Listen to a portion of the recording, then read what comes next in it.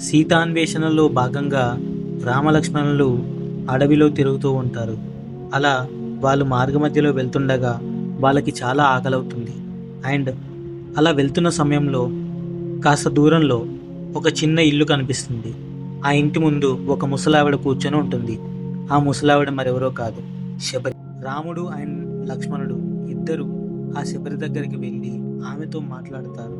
ఆమె వెంటనే "వచ్చావా రామయ్య తండ్రి" అని దగ్గరికి పిలిచి ఆమె చేతిలో ఉన్న ద్రాక్ష పళ్ళను రామునికి తినిపిస్తుంది. రామునికి తినిపిస్తున్నప్పుడు లక్ష్మణుడు ఒకటి గమనిస్తాడు.